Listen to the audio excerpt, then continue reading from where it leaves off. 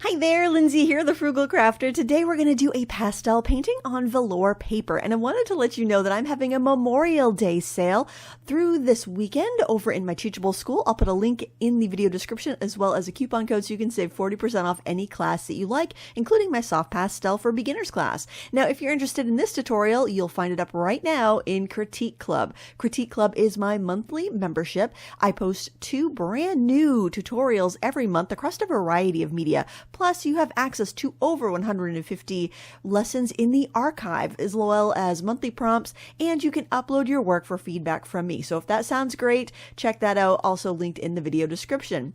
I'm starting off by sketching with a white pastel pencil. This is a Pitt pastel pencil. I'll be reviewing these eventually. I bought a few little packs of them to try them out a couple weeks ago, and yeah, I mean, they're not knocking my socks off, but they're certainly decent pastel pencils. But basically, I just wanted to get a sketch here on my paper. Now, a quick trick that I do when I'm sketching something symmetrical is I will flip my paper upside down. And looking at a thing like a vase or a jar upside down, it really shows if I've got something out of whack. So try that the next time you're struggling with drawing a symmetrical object. This little picture I thought was so pretty. My mom gave it to me a couple months ago, and I was actually back at my parents' house, and I picked some lilacs from their lilac tree. And every year I love to paint lilacs, and I tend to do them in watercolors, but this year I thought, I think this would be great in pastels. A great way to capture those loose, floppy blooms that they have. And I thought, because I only had a few sheets of my velour paper left in this pack, and I didn't want to open up my new pack yet, I thought, this turquoise would be really pretty. But I have to say, this would also be really pretty on yellow paper, but there's just something about that kind of turquoisey cobalt green color that I thought would be really nice. I'm going to start by building the glass vase. So when you look at glass, you're going to see that it's not clear. Even if it's clear glass, you're going to see bits of green and blue and gray and other colors that are scattered around. They're going to be reflected, they're going to be intensified, they're going to be brightened, they're going to be magnified in the glass. And because I'm going with a different background color than the white I photographed these against, I'm going to be taking some of those background colors and imparting those shadows to that, if that makes sense. Of course, I go in and explain that a lot more in the Critique Club lesson, but I just wanted to kind of give you an idea of what I'm doing there.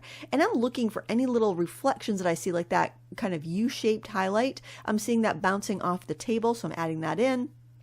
I'm looking at any sort of little colors I see and amplifying them, because I truly believe that when we create, when we paint, we can show the non-artists or the muggles of the world how we see the world, and hopefully inspire them to maybe pick up a pastel or a paintbrush and try it too.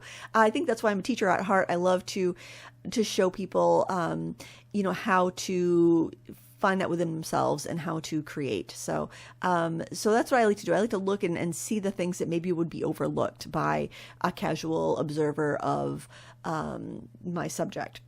And I love painting glass. I have a whole class on doing glass in watercolor too, and that's also part of the sale, part of the Memorial Day sale. So like I said, 40% off any class. I'll put the link in the video description if you want to check that out. Its sale is over on June 1st, or you have through June 1st to take advantage of that. I know I'm a little late to the draw this week because I just got back from vacation and I forgot that it was going to be a Memorial Day. I thought it was coming up this weekend. So good for you. You get a little extra time on the sale. I use a variety of different pastels. I like to use harder pastels for details. So those long, skinny pastels, those are Prismacolor new pastels. They're great for getting details. They're great for doing those first layers if you want to be able to layer up on top. They're just a wonderful supply. Plus, they're very slow wearing because they're so hard. So I would recommend having a pack of those in your stash. But then I generally will use pastels from a variety of different brands. I have some... my favorite brand, but I only really use it for the final details, would be Schminke. They're very, very soft and velvety. I use Sennelier. They're also very soft. For my mid-range pastels, I use all kinds of brands. I have some by Mungio. I have some by the old Winsor & Newton ones that were more on the harder side. I have, I don't think I have any Rembrandts, but they're also kind of in the middle range. I've got some Paul Rubens and some Ardex that are also kind of in the middle of the field there. there. I've got some Marie's pastels. You know, I just store them all together by color. So before I began this piece, what I did was I just took I have this long dish, and I put one of those half sheet paper towels in it. That's what's on my table that you're seeing there. And then I go pull the colors I think I'll need. And I set that right next to me. Now, my pastels are all arranged in pastel drawers by color. And Meeden makes some really nice ones. The ones that I have for my pastels, I actually bought from Jerry's Autorama. But they stick. Those drawers stick a bit, and the Meeden drawers are cheaper and they don't stick. So I just want to mention that, and I do have a 15% off coupon code for Meeden if you are in the market for any of those their furniture. They make really nice, affordable studio furniture. But yeah, I really like those. I have my oil pastels in their drawers and I prefer them. But I'm going to use what I have, right? But I have all my pastels sorted by color in those drawers because it just makes it really easy for me to pick what I want. Now, if I'm going to do a big painting with lots of colors, I might just lay all the drawers out on my table, but it takes up a ton of space. Something like this where it's a pretty limited palette, I'll just pull out the colors I need, maybe a few accent colors like the yellow there, that buttery yellow, and just put them on that plate. And then it makes it easy to put it away as well. And I keep reaching for the colors I know I've already used. So that way it keeps everything harmonious in the painting. And if you're not familiar with Critique Club, all my Critique Club lessons are done in real time and they're narrated live, which means you're hearing my thoughts as I'm doing the painting, and you're just painting like you're looking over my shoulder, like we would do in a in-person class. So I wanted to mention that too, in case you're not familiar with how those go. Real-time long tutorials on YouTube do not do that well these days. They used to do okay, especially if we live stream them, but I think when people are watching YouTube videos, they're kind of more looking for the quick tips and the hacks and more entertainment than to sit down and paint. So I like that I can offer both. I mean, I still do have some real-time tutorials that I post a few a month anyway. So, you know, obviously you could check that out here on my YouTube channel. But if you want a ton of real-time in-depth tutorials, then my Teachable School is where it's at, and it's pretty affordable too. So what I'm doing here is building my flowers, and when you're using soft pastels, my recommendation is to go dark to light.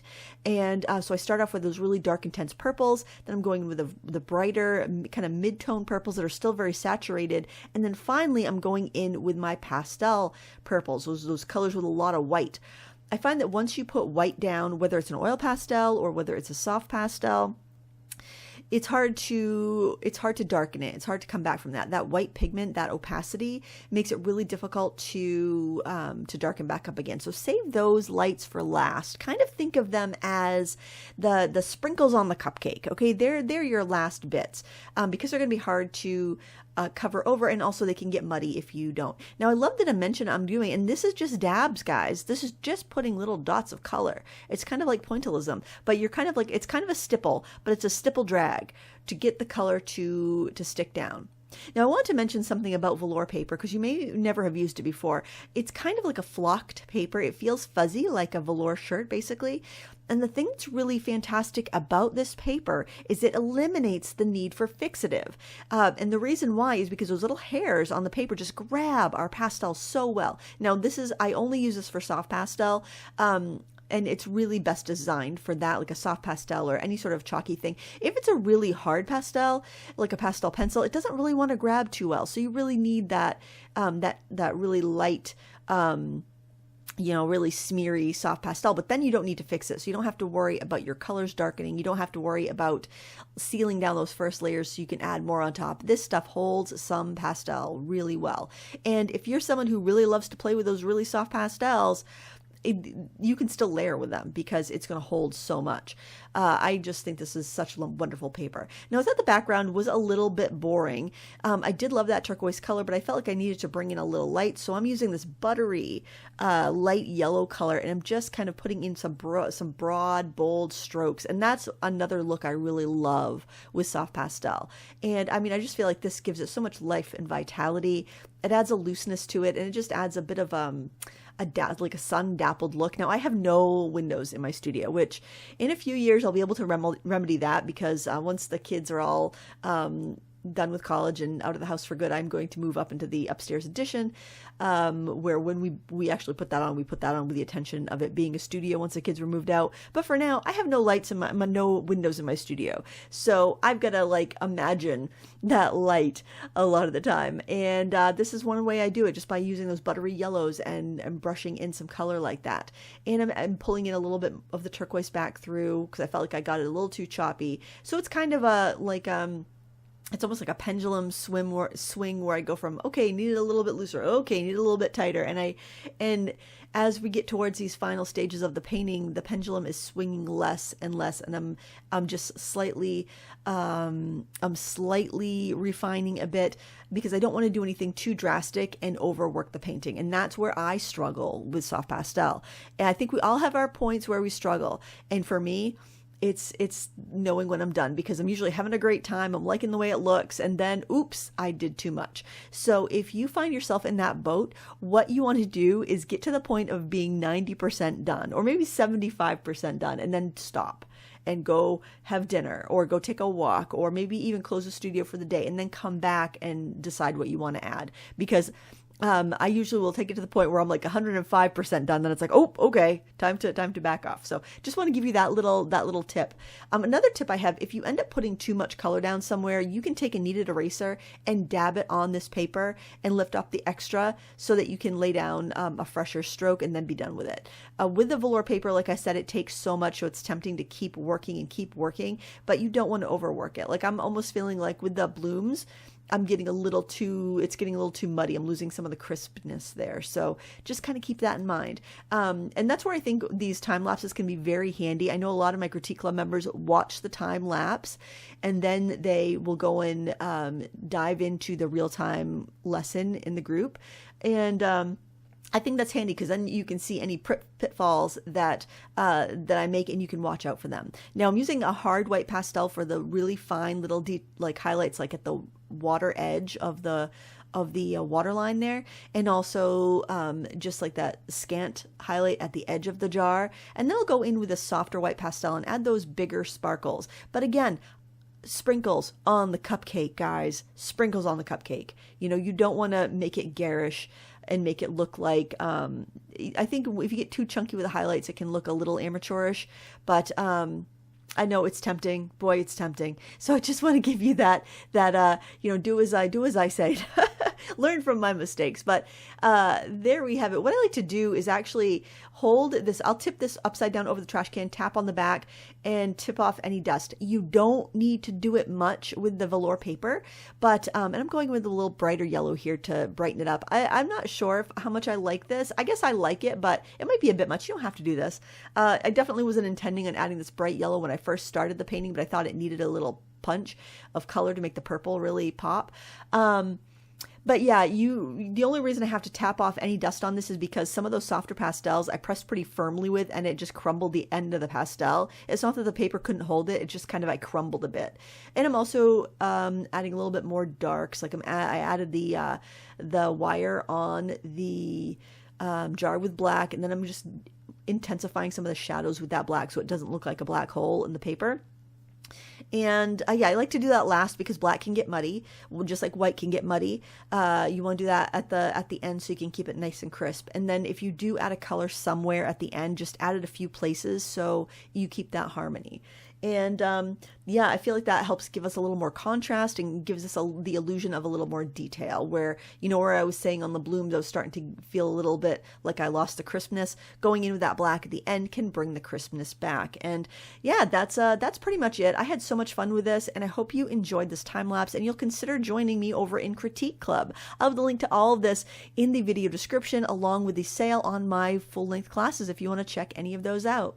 Thank you so much for watching today. Have an awesome creative day. Until next time, happy crafting. Bye.